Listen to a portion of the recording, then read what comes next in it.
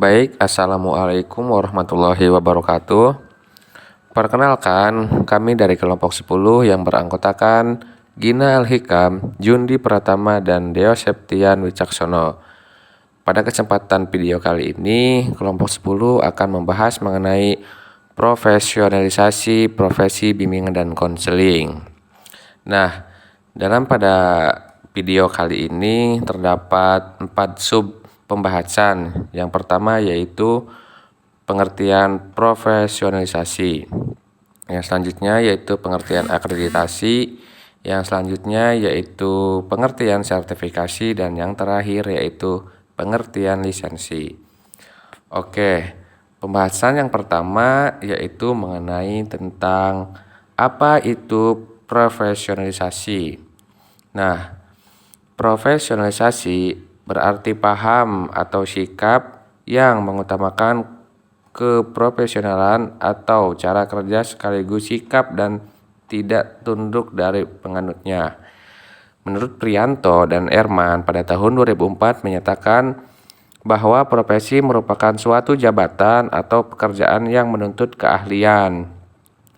Nah, yang selanjutnya yaitu mengenai pengertian akreditasi. Di sini, menurut KBBI, akreditasi didefinisikan sebagai pengakuan terhadap lembaga pendidikan yang diberikan oleh badan yang berwenang setelah dinilai bahwa lembaga itu memenuhi syarat kebutuhan atau kriteria tertentu. Nah, akreditasi itu meliputi penilaian terhadap visi misi, tujuan, struktur dan isi program, jumlah dan penyelenggaraan program, serta dan yang lain sebagainya. Untuk dapat diselenggarakan akreditasi secara baik, perlu terlebih dahulu ditetapkan standar pendidikan profesi konselor yang berlaku secara nasional. Nah, selanjutnya di sini terdapat tujuan akreditasi. Tujuan akreditasi adalah sebagai berikut. Yang pertama yaitu untuk menilai bahwa program yang ada memenuhi standar yang ditetapkan oleh profesi. Yang selanjutnya yaitu untuk menegaskan visi, misi, dan tujuan program. Selanjutnya untuk menarik calon dan tenaga konselor yang bermutu tinggi. Yang selanjutnya untuk membantu para lulusan memenuhi tuntutan kredanis seperti lisensi. Dan yang terakhir yaitu untuk meningkatkan kemampuan program dan pengakuan terhadap program tersebut. Nah, pembahasan yang selanjutnya yaitu mengenai pengertian sertifikasi. Di sini, sertifikasi adalah proses pemberian pengakuan bahwa seseorang telah memiliki kompetensi untuk melaksanakan pelayanan pendidikan pada jenjang dan jenis setting tertentu. Setelah lulus, uji kompetensi yang diselenggarakan oleh lembaga pendidikan, tenaga profesi pendidikan yang terakreditasi atau lembaga sertifikasi. Nah, selanjutnya yaitu sertifikasi juga merupakan upaya untuk memantapkan dan menjamin profesionalisasi bimbingan dan konseling. Para lulusan pendidikan konselor yang akan bekerja di lembaga-lembaga pemerintah, misalnya di sekolah-sekolah, diharuskan menempuh program sertifikasi yang diselenggarakan oleh pemerintah.